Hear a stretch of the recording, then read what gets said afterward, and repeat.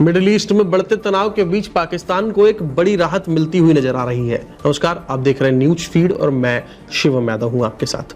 दोस्तों, पाकिस्तान इस समय खुद को एक बड़े खिलाड़ी के रूप में पेश करने की कोशिश कर रहा है। अब खास तौर पर ईरान, अमेरिका, इजराइल के बीच बढ़ते तनाव के बीच पाकिस्तान को सऊदी अरब से एक बड़ी आर्थिक राहत मिली है। अब रिपोर्ट्स की माने तो सऊदी अरब ने पाकिस्तान को करीब $3 बिलियन दिए हैं ताकि वो यूएई का कर्ज चुका सके। दरअसल पाकिस्तान पर यूएई का करीब $3.5 बिलियन का कर्ज था जो सऊदी अरब की मदद से चुकाया जा रहा है। इतना ही नहीं, सऊदी अरब ने अपना करीब $5 बिलियन का कर्जा भी तुरंत वापस न मांगने का भरोसा दिया है। यानी साफ है कि आर्थिक संकट से जूझ रहे पाकिस्तान के लिए ये किसी बड़ी राहत से कम नहीं है। लेकिन यहाँ एक सवाल है कि क्या ये मदद सिर्फ मदद है या इसके पीछे कोई बड़ी डील? दोस्तों, खबर यह भी है कि इस आर्थिक राहत के बदले पाकिस्तान को अपनी फौज सऊदी भेजनी पड़ी। बताया यह जा रहा है कि करीब 13,000 पाकिस्तानी सैनिक सऊदी अरब में तैनात किए गए हैं। अब इसके पीछे कई वजह बताई जा रही हैं। पहली वजह जो है वो ये है कि रीजनल पावर गेम। अब माना यह जा रहा है कि सऊदी अरब यूएई पर दबाव बनाना चाहता है क्योंकि यूएई खुलकर इजराइल के साथ खड़ा नजर आ रहा है, खासतौर पर अब्राहम समझौते के बाद। और दूसरी जो बड़ी वजह है वो है रेड सी और बाब अल मंदब का इलाका। यह रास्ता सऊदी के लिए बेहद अहम है क्योंकि यहीं से उसकी तेल सप्लाई गुजरती है और खतरा है कि ईरान समर्थित गुट इस रास्ते को ब्लॉक कर सकते हैं। ऐसे में सऊदी अरब पाकिस्तानी फौज और फाइटर जेट्स के जरिए अपनी सुरक्षा मजबूत करना चाहता है। तीसरी जो वजह है वो है ईरान का बढ़ता खतरा।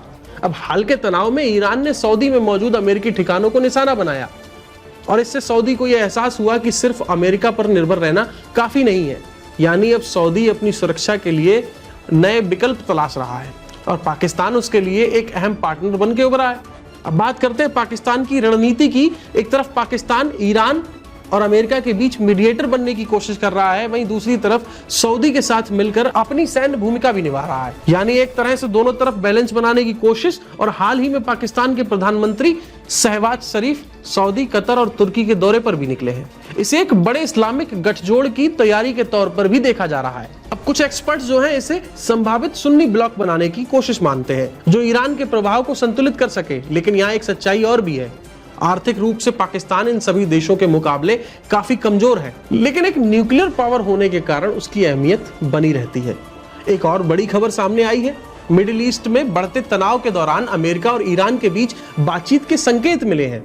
अमेरिका के राष्ट्रपति डोनाल्ड ट्रंप ने यह कहा है कि दोनों देशों के बीच बातचीत का अगला दौर जल्दी शुरू हो सकता है। अब इस पूरी प्रक्रिया में पाकिस्तान की भूमिका अहम बताई जा रही है।